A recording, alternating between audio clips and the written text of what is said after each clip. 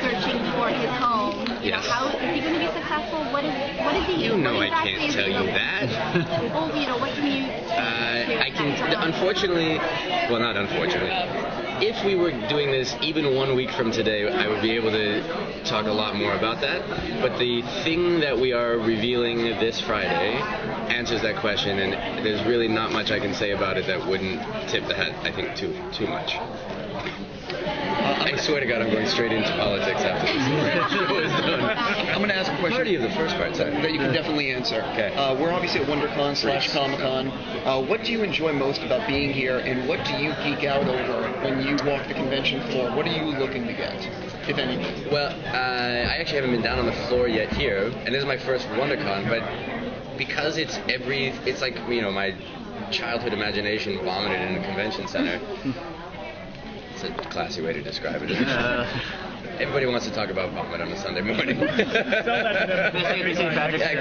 It's like it puked up all over the floor. It's great. No, but I mean, it's half the stuff I have no idea what it is, and half the stuff I know it, and I'm sure it's the same thing here as it is in Comic-Con. It's a place for people who had, even 20 years ago, what used to be considered like dark obsessions that maybe two of your buddies knew about, for everybody to get together and share that, which I just think is super cool. And for us, with the show, being a part of these panel discussions like we're just about to do, I still hold to this. And the first time we were here, I've never been a part of a show where you have like a forum to listen to and speak with the people who are passionately watching your show while the show's on. That's really unusual. So to be in a space where we get to be here and the questions go back and forth is kind of awesome. It's just magical. Well, Peter has been both certain that this was his universe and then certain. Yeah, he's a bit of a waffler right now. Yeah. So when it actually becomes clear in the next episode, going forward, how does that change business? I'm not even going to commit to responding yay or nay to that obviously leading question. I mean, is he going to doubt himself at all? I don't know what you're talking about. So he could have doubt no matter what. I have no idea what you're talking about. Should go into politics. It depends on what the meaning of is. How has this season for you redefined Peter and what his role in the big picture? Sorry, it's nothing personal, but I can't answer that question. The fun of this season was, for as much time as I've spent with John working out the father-son relationship, and for as much time as Anna and I have spent in this really tortured, kind of work dynamic, and then love relationship, and then epic love relationship, and then we don't know each other anymore.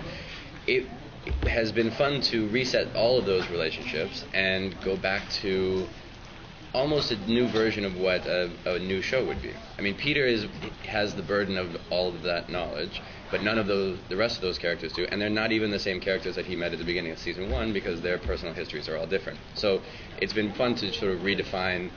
It's, Walter particularly is so much more broken this time around than he was even at the beginning of season 1 when he was pretty broken. So to figure out how to be the not son trying to help that man get better again, given that his history is totally different, is, it's fun. That's Fringe. It's a little confusing sometimes, but it's been fun.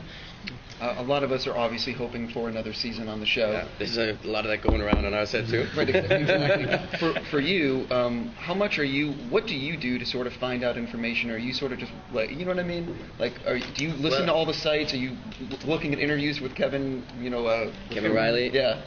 I'm fairly certain that Kevin Riley is the head of or the number 2 man of a large corporation is not going through the press to make his decisions about what he's picking up. So I'm not really.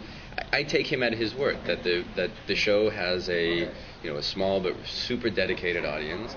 I think he personally likes the show and likes having it on the air.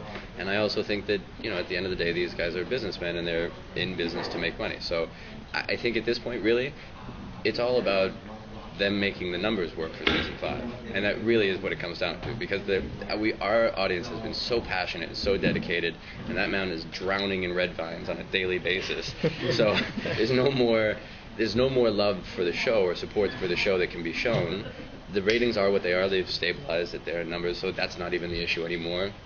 Creatively, I think the boys are still swinging for the fences. It doesn't feel like the show's exhausted creatively either, which is a bad place. You never want to overstay your welcome. So at this point, they're going to figure out whether those numbers work, and that's just the reality of TV. In the first, third, and fourth seasons of the show, we've done these anthologies of either alternate versions of Fringe stories, or we did the William and Walter pre-story. So they gave me the opportunity to tell the story of what happened after the moment that ends season 3, before Peter arrives back into season 4, to tell that story. And to dream as big as I possibly could, and have it be a part of the canon mythology of the show.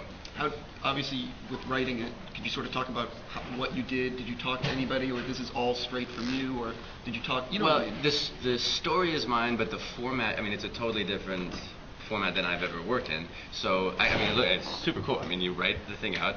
They gave me basically a cheat sheet of how to write 4 panels, because I've never done that before. But then you give your panels in here's the big idea, here's how I think it should look, and then a professionally trained artist goes, okay, and is that what you want? Yeah, actually, that's cool. And you go, the back and forth there's a visual elegance that I'm at 24 frames a second, so I can do all sorts of things and have the ability to still tell a story. But in comic books, of course, you have to make every movement, every panel has to be packed with exactly the amount of information that you need. And so learning how to do that, even for a short time, was amazing. We just don't know where the story is going. I'm on the second to last episode, and I have no idea what's about to happen in the last episode. So we don't have any part of that sort of the creative conversation that happens out here in LA. We just learned that Devlin from Lost is going to be episode 18. Do you have I do not. For reasons I can't tell you, but I do not. Yeah, it happens, unfortunately. I didn't get to work with Nimoy either the first 2 times that he was there, but that's just the nature of it. Last episode saw Peter made this resolution to get back to his Olivia. How's he dealing with that? It's a bit waffly lately. It's him, it's her, it's not her, he's got to go home, I'm staying, I'm going to solve this universe too. He's got to make up his mind. How's he dealing with that struggle? Not well, that's what I'm saying. All over the place. I can't give you a serious answer because it's answered in this next episode. So I will be zapped out of here immediately if I give you a proper answer to the question. And what kind of feelings do you have about the uncertainty about whether the show gets picked up? I have the feeling that beyond, it's a TV show, and all TV shows get canceled eventually. So the only thing for me, and we've all said this ad nauseum, is that if we are going to get canceled, I just want them to know, we're right up against it now. We only have one story left to tell. I'm positive that they have built in the ability to finish the story, or the ability to go into the next story as basically an alternate ending version of the script. So if the word comes down and the axe does come, I just want to make sure that the story closes whenever the show ends, whether it's this season, whether it's next season, whether it's 10 seasons from now. It just, the audience has been so dedicated, beautiful, vortex of fanatics, that it would just suck to leave them in the lurch.